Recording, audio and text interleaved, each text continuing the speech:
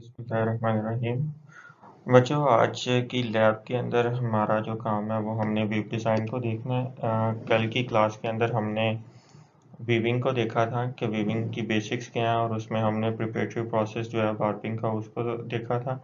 Class के अंदर हम इंशाल्लाह नेक्स्ट जो है वो साइजिंग को और फिर ड्राइंग को देखेंगे, और फिर इसी तरह मशीन के ऊपर आ जाएंगे कि प्रोसेस क्या होता है और उसके अंदर कौन कौन सी मशीन्स इन्वॉल्व होती हैं।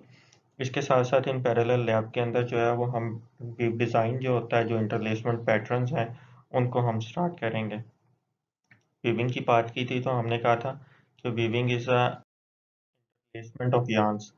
सो दो तरह के यार्न्स होते हैं, एक warp yarns and weft yarns. Warp yarns को हमने कहा था कि ये एंड्स होते हैं, और वेब यार्न्स को कहा था कि हम इनको पिक्स भी कह सकते हैं।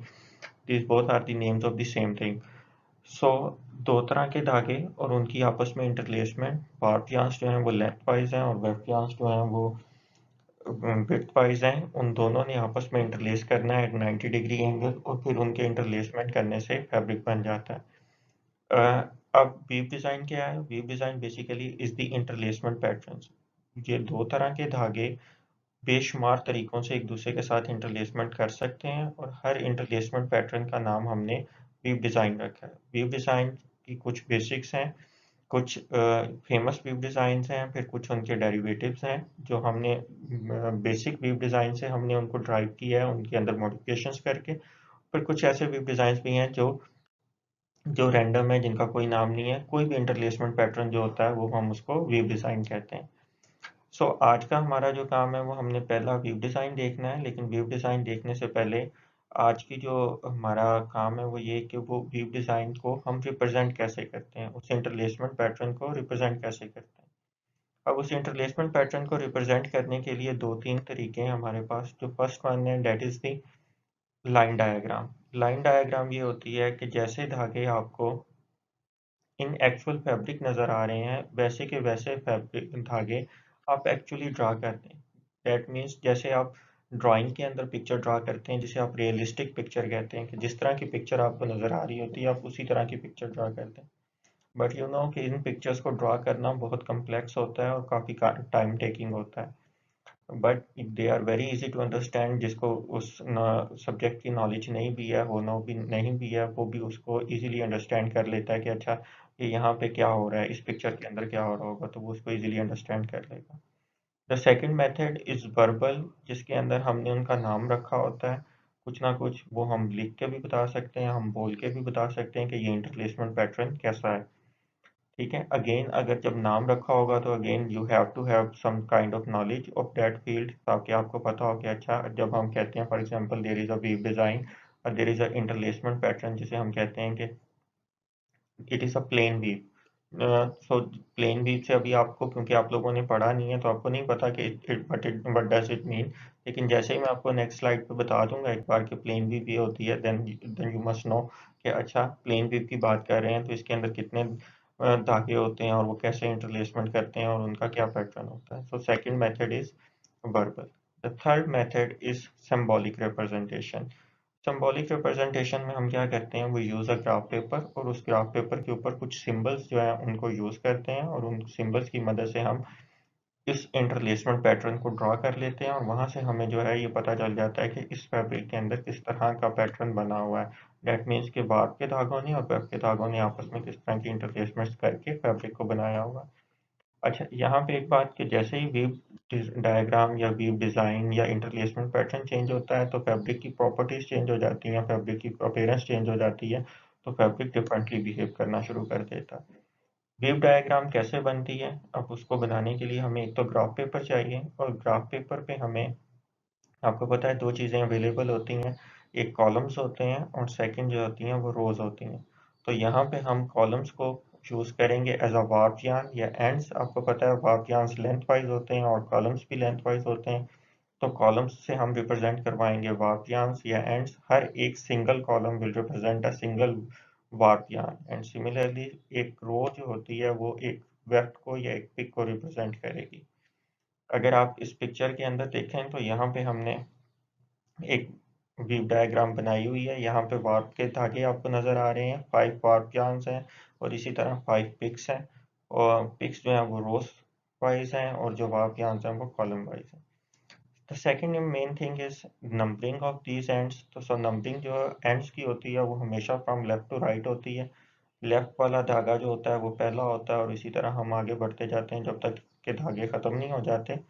और इसी तरह जो पिक्स होती हैं that is from bottom to top. तो बॉटम वाली पिक जो होती है वो नंबर 1 होती है और फिर ऊपर को चलते जाते हैं जब तक वो पिक्स चलती रहें उस वीव डायग्राम के अंदर। फॉर एग्जांपल जैसे इस वीव डायग्राम के अंदर हमारे पास 5 पिक्स एंड 5 एंड्स हैं। So starting from left to right 5 ends and starting from bottom to top 5 rows आ जाती हैं हमारे पास।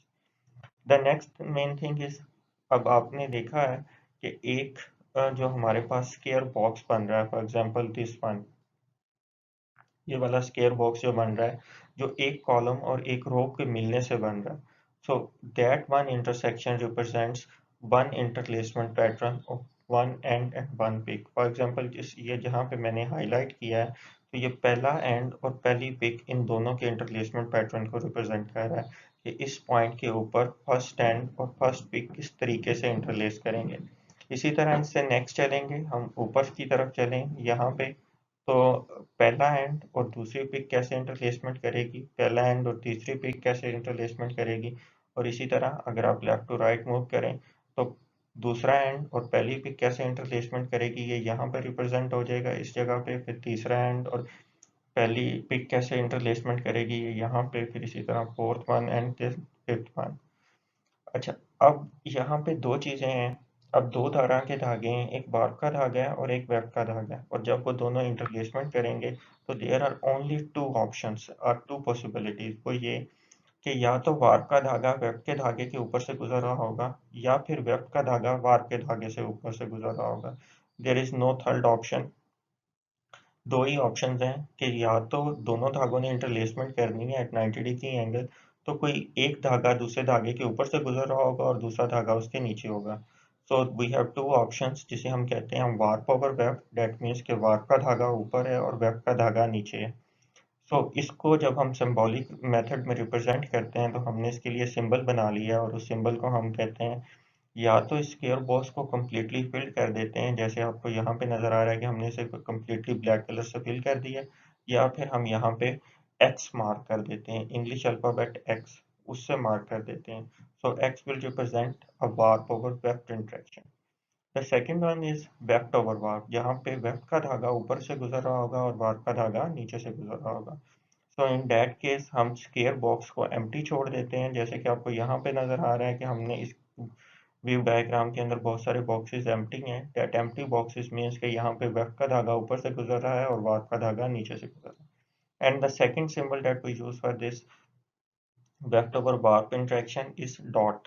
So warp over vect is represented by a filled square or an X, and vect over warp is represented by a empty square or dot. Today we are going to get familiarized us with the first weave design जिसे हम plane weave कहते हैं। Plane weave के अंदर बचे हमें दो set of yarns तो चाहिए, एक वार्प के एंड्स और एक वेब की पिक्स। सो उसके बाद हमें her and set of yarns के अंदर हमें दो दो धागे भी चाहिए। वार्प के धागे भी दो चाहिए मिनिमम और वेब के धागे भी चाहिए दो मिनिमम। दैट मीन्स का टोटल नंबर ऑफ एंड्स जो हमें चाहिए, टोटल नंबर ऑफ यार्न्स जो हमें इसके अंदर चाहिए, दैट आर 4। सो हम करते क्या हैं यहाँ पे, अगर आप इसे देखें सिंबॉलिक रिप्रेजेंटेशन के अंदर, so we have end number 1, we have end number 2, then we have pick number 1 and then we have pick number 2। so हम end number 1 और pick number 1 पे देखें तो हमने क्रॉस लगाया है। डेट मीन्स यहाँ पे वार्प का धागा ऊपर से गुजर रहा है वेब के धागे से।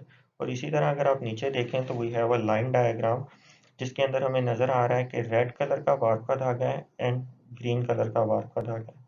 Then we have yellow colour and blue colour of the weft are pics.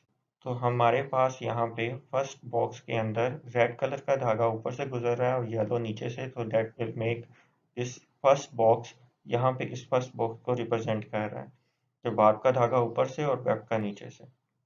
इसी तरह पहले एंड के अंदर ही हम सेकंड पिक के अंदर जाएं तो यहाँ पे वार्प का धागा नीचे चला जाएगा और वेब का धागा ऊपर आ जाएगा। तो आप यहाँ पे देख सकते हैं इस पॉइंट के ऊपर जो ब्लू यान ऊपर से गुजर रहा है और रेड यान नीचे चला गया।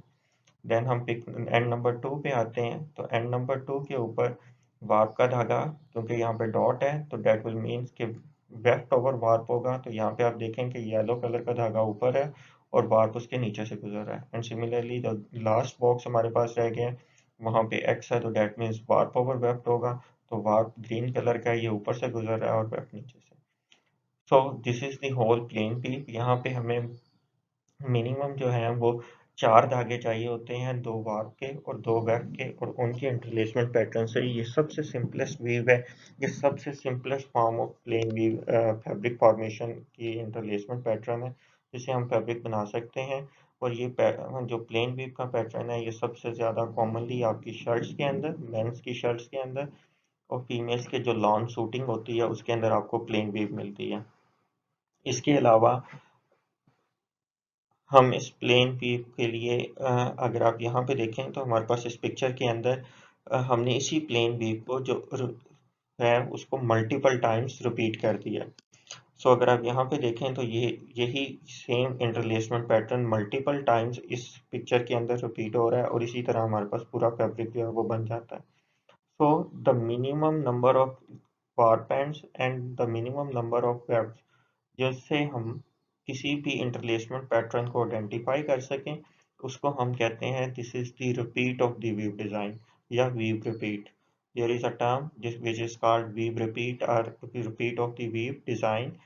So the definition of weave repeat is the minimum number of ends and the minimum number of picks जिनकी मदद से हम पूरे के पूरे इंटरलेसमेंट पैटर्न को आइडेंटिफाई कर सकें। सो अगर आप इस बड़े वाली पिक्चर के अंदर देखें जो कि फैब्रिक को रिप्रेजेंट कर रही है, तो यहाँ पे हमारे पास बहुत सारा इंटरलेसमेंट पैटर्न नज़र आ रहा है, बट अगर आप इसको गौर से कर देखेंगे तो यू विल आइडेंटिफाई कि हाँ जो मिनिमम इंटरलेसमेंट पैटर्न है वो 2 धागों के वार के एंड्स के ऊपर और 2 ही पिक्स के ऊपर रिपीट हो रहा है और वही फिर रेपिटेशन बार बार होती जा रही है लेफ्ट डायरेक्शन में भी और टॉप डायरेक्शन के अंदर भी, और उसकी वजह से पूरे का पूरा फैब्रिक बन गया। So this is the plain weave, that is the first design.